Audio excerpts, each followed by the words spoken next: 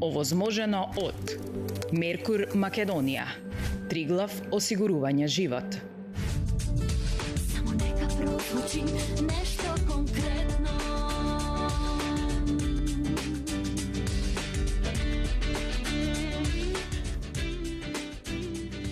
Добре дојдовте во уште едно неделно попладне. Денешната епизода ја почнуваме поинаку затоа што ве внесувам во новогодишното студио на нешто конкретно.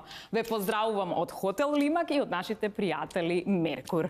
Денешната тема е: што и да направите, на некои луѓе никогаш нема да им се допаднете. А ако сите ве сакаат, тогаш сигурно нешто дебело не е во ред со вас. Колку и да се правдате, на некого секогаш ќе му бидете и арогантни, и препотентни, и умишлени, и само бендисани. И па токму тоа ни е нашата тема.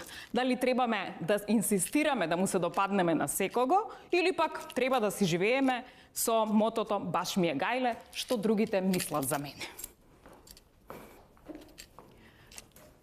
Тешко ли е да бидеш свој во денешно време и без при тоа да скинеш живци, да бидеш мета на коментари, плукања, сопки и непријатности? Ако сте од оние на кои ме тешко, тогаш ги имам совршените гости кои ќе ви олеснат. Единствена, уникатна. Некои ќе речат само бендисана, а таа е само своја и поинаква. Ке ја најавам како сопруга на Константин Плевнеш, Инстаграм сензација стана со своите вклучувања во живо од Париз. А може би доволно е само да кажам: Марија Пиеманов Плевнеш.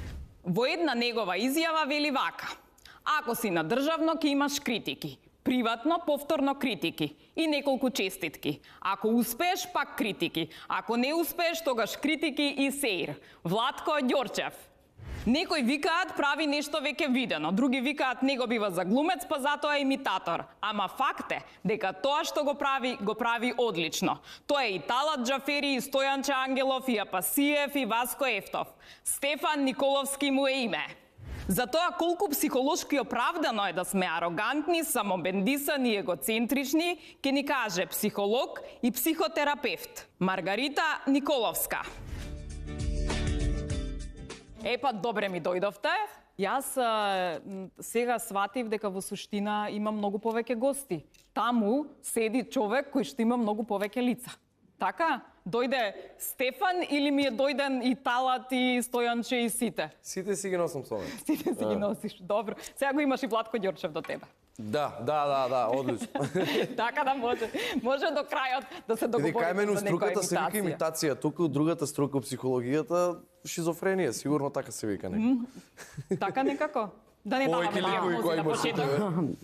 Да не даваме диагноза, ако е намерна имитација, ако не е намерна. Добро.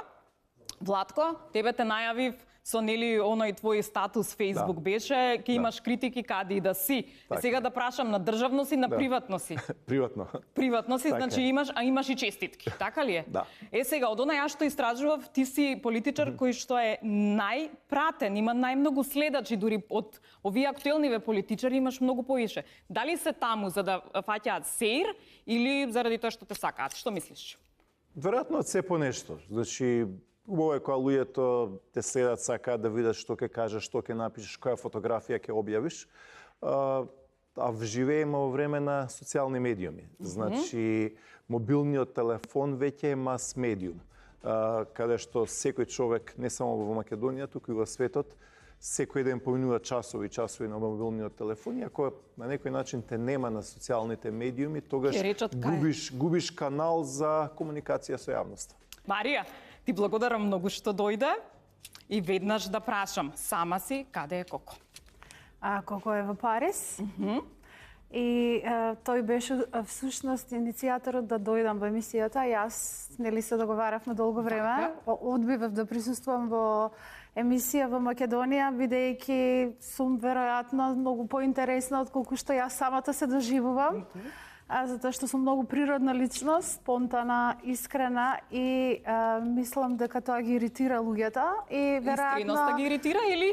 Па веројатно тоа што си многу свој и што не треба да глумиш за да бидеш среќен, туку тоа го правиш веројатно од срце, од душа и тоа кај некои луѓе може би предизвикува иритација дека не им успева, а мене ми успева. И сум веројатно заради тоа како една сензација која што ако се појави на телевизија или на интернет, создава бурни реакции. Совршена гостинка си ми за темава. Да знаеш, Благодарам. да. Да, значи Коко рече дека можам да дојдам во емисијата, ве Да го поздравува сите, поздравуваме и он е ние. во Париз. И Ке не еве, гледа. значи овде сум по негова иницијатива. Му благодариме. Да прашам веднаш од психолошка гледна точка, дали може по изглед веднаш да се утврди кој е арогантен и кој е самобендисан? Еве може вака да не погледнете па да ни кажете. Или не даваме диагнози пак? Не даваме диагнози. Додека немаме комуникација со нека особа, не можеме да кажеме дали е арогантна или не. Затоа што ароганцијата е нешто што се јавува во комуникацијата, значи во односот, во релацијата. А вака по енергија не се чувствува? Може по енергија без да има комуникација, ама мора да има невербална комуникација за да се почувствува. Тоа е некакви невербални пораки, како вртање на грб или Она поглед вака? да. Така? Затоа што во ароганцијата, значи меѓу другото спаѓа и омаловажување на другиот. Ароганцијата не е исто со самодоверба или самобендисаност, не знам сега самобендисаност.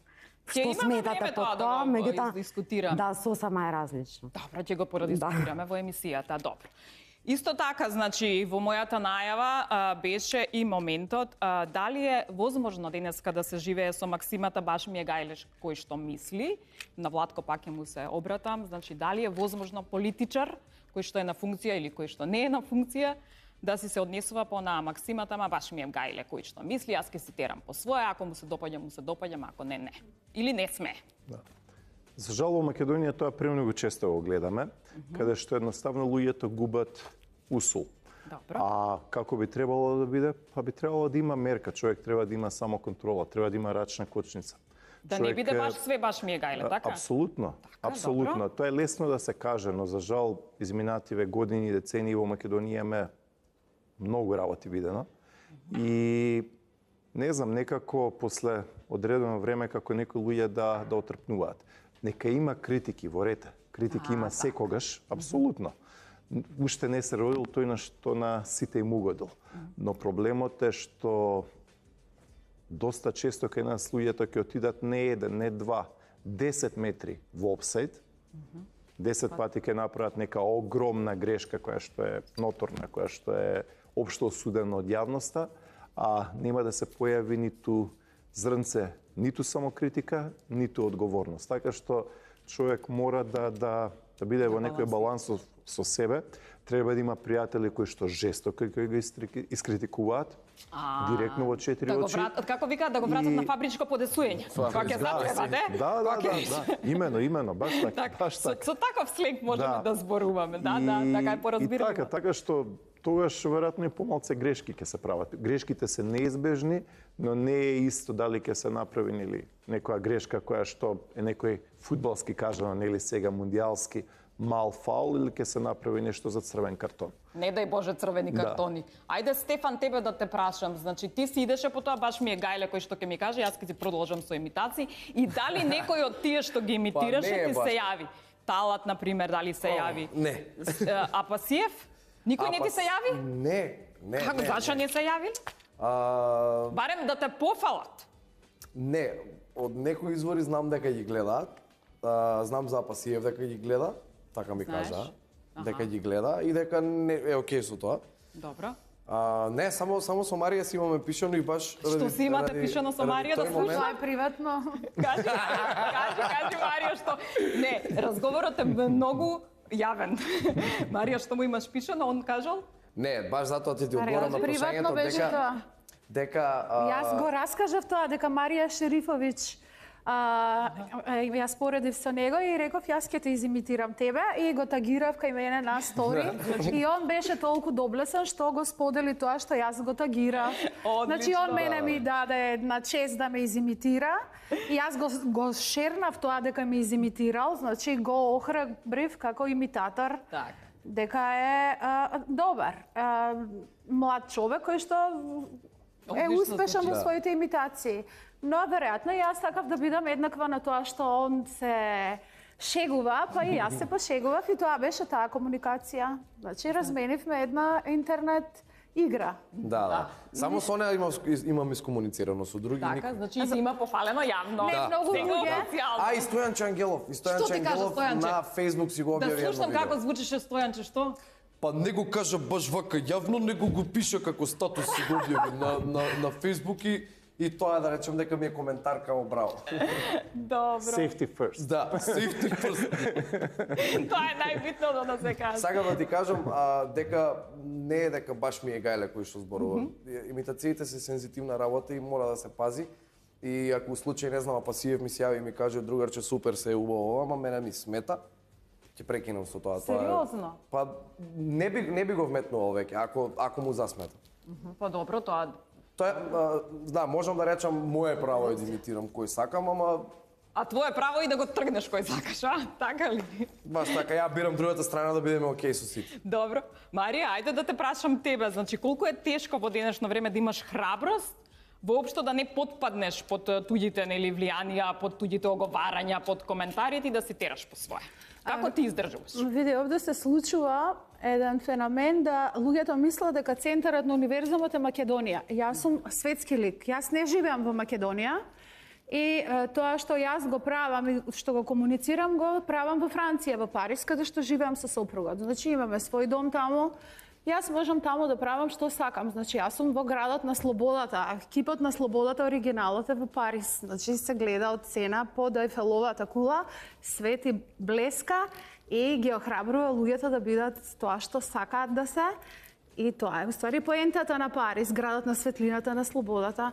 Јас од таму ги правам лајвовите, многу сум во последните 3-4 години ретко, 2 години се Така нема и вратено. стана, значи, Инстаграм Значи, сензација јас со- овде немам на кого што да му објаснувам и да му кажувам зошто, како. Затоа што јас таму живеам каде што на луѓето ништо не им објаснувам. А ако на некого му се допаѓаш во Париз, ти доаѓа и ти го кажува тоа, јас добивам многу комплименти, сум па да се каже и една фаца кога ќе се појавам во тие джетсет места, што јас не ги сакам као джетсет да ги нарекувам, си ги нарекувам комалски кафичи, дека кога живееш таму во таа средина, не го гледаш така светот, као тоа да е леле што, туку тие секојдневие и таму си имаме еден многу убав живот, Значи каде ти што... си баш од оние, баш ми е гајле што зборите, јас си терам по свое. Не, јас не зборам дека баш ми е гајле, ниту терам нешто по свое, значи јас живеам еден убав живот светски кој што не е тоа баш ми е гајле, да не живеам, мислам не го разбирам тоа што е тоа баш ми е гајле, затоа што јас живеам во една најубава средина во светот, Париз е најубавиот град. Значи јас не живеам баш ми е гајле, јас живеам перфектно, совршено. Одлично. А тие луѓе што живеат као баш ми е гајле имаат замерки на тој мој живот, но јас тој живот сама го креирам. Така, ќе го коментираме и тоа. Го правам да биде интересен за мене и тоа го гледаат, не дека јас нешто си изигравам звезда, туку јас така живеам приватно и тоа се гледа на начинот на кој што се гледа. Значи, ништо не е тука, ниту ми е гајле, ниту нешто дека е кој знае што. Јас живеам во средина каде што луѓето никогаш не ти префрлаат, а ако некој на човековите права во Париз Да не одиме на се човековите напишани права. Не, ама во Париз до се тука. подпишани човековите права. И декларацијата за човекови права, значи таму не се кршат човековите права. Таму е тоа многу страшно. Значи, тоа е сосема друга галаксија и јас воопшто не знам зошто би размислувала на кој овде му угодувам или не. Немам зошто да мислам на тоа. Си мислам на својот живот само. Така, Владко, дали ти некогаш си се почувствувал како звезда заради тоа што беше и на високи функции или беше звезда со твојата изјава и сите те коментираа кога ги броеше гласовите, се сеќаваш? Тогаш беше на Брендот, да. Да. Победивме таму, победивме ваму, благодарам. Ето тоа е добро за информација. Не се сеќавам се. Владко, ќе ми кажеш? Да, Која година е тоа? Па, кога победувавме, имавме 10 победи по ред и сега ќе треба нели да... Победивме во Неготино, победивме во... Да, Чешиново, Облешево, победивме во Виница, благодариме Штип, убедлива разлика во Крива Паланка. И ги кажуваш бројките, нели, и после тоа го слушаат, нели, луѓе има аплаузи. Тоа е убава работа, тоа се добри вибрации. Знаете, затоа што кога ќе дојдат избори, нели, она што се за спортистите Олимпијада или за фудбалерите Мундијал,